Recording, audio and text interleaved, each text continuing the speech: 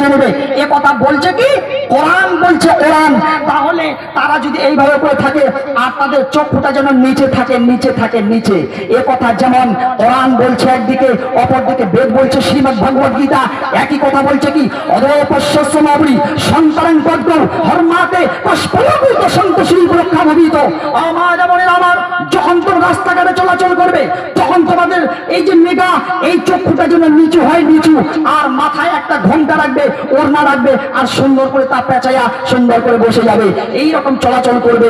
এই কথা বেদ যেমন বলছে, কোরআন যেমন একদিকে বললো ঠিক তেমনটা বেদেও বলতেছে, একই শব্দ একই শব্দ। তাহলে এত বাড়াবাড়ি করার কি দরকার আছে? আমাদেরকে এত ঘৃণা করার কি দরকার আছে? কেন ঘৃণা, কেন আপনারা মুসলিমদেরকে ঘৃণা করতেছেন? আমার ভাইরা ইসলাম ওদিকে ছড়াচ্ছে, ইসলাম ওদিকে ছড়াচ্ছে। যাক আমার সময় শেষ হয়ে গিয়েছে, তো আমি যেটা বলতে চাচ্ছি সময় শেষ হয়ে গিয়েছে, তারপরে আমি একটা কথা বলে দিয়ে চলে যাচ্ছি। ভাই ভয় করবেন না, করে দিন ভয় করবেন না। আজ ইসলামের ধর্মের দিকে আসার জন্য অনেক মানুষ আসছে, চিন্তার কোনো বিষয় নেই।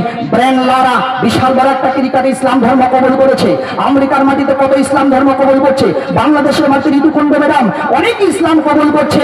এই যে আমাদের কি বলছে কিছুদিন আগে 19 বিশাল করে একটা জামাত হিন্দু তারা পণ্ডিত একেবারে পণ্ডিত যারা সব সময় ওম শান্তি রাবাই শাম ভাইয়া বলে সওয়াল হলো এই ধরনের ভাষা যখন তারা প্রয়োগ করতেছে তারা করতো, কিন্তু বেদ তারা যাচাই করলো, কোরআন যাচাই করলো, সবকিছু যখন দেখে যাচ্ছে না না বেদের ভাষা যখন সুন্দর করে তারা যাচাই করলো, তখন দেখতে পাচ্ছে আসলেই আল্লাহ like only one religion and that call to Islam.